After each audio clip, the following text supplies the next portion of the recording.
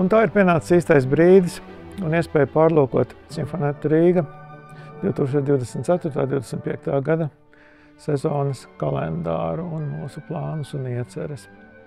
Pēc kārtīgi ieskrējiena koncertos Šveicē un meistarklases kaldināšanas kamermūzikas koncertos uz Zelmā būs īstais brīdis sezonas atklāšanai 21. septembrī Latvijas Universitātes lielajā aulā.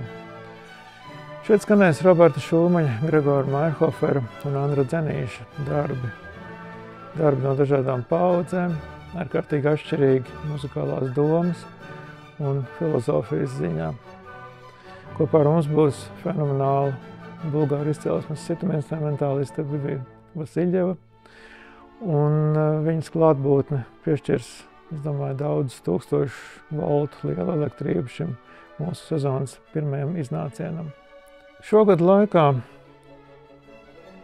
ir izveidojusies kāda neredzama, bet cieša garīga saite ar pianistu Reini Zariņu. Nevarētu teikt, ka mēs tiekamies sevišķi bieži, taču jebkura sadarbība, vai tas būtu uz skatuves vai skaņierakstu studijā, nes sev līdz kādu īpašu dvēseli ievibrējošu stīgu. Šim koncertam varētu dot tādu iespējams apakšnosaukumu Dvēseles svētceļnieki. Šajā koncertā skan Johans Sebastians Bachs, Džeims Makmillans, Džons Taveners. Komponisti, kuriem šķiet kāda cita augstāka pasaule ir svarīgāka par šo, kurā mēs dzīvojam šeit un šobrīd. Tas ir oktobris, koncerts Kamermūzikas festivālā. Novembra programma ir kopā ar Jörgu Vidmanu, programmā Mocarts, un viens no koncerta viesiem būs Vineta Sareika.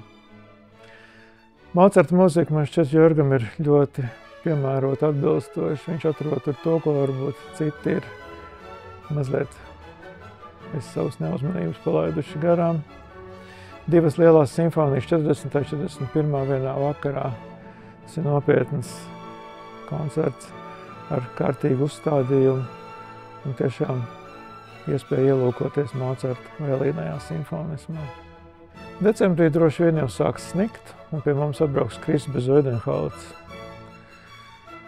Pianists un atskaņojuma vadītājs, ar kuru katra tikšanās ir neaizmirstama, un tik ļoti iedvesmojoši, ka pēc tam, pienākot pie orķestra un diriģējot savu iemīļoto kolektīvu, es jūtu viņa klātbūtni ik katrā notī.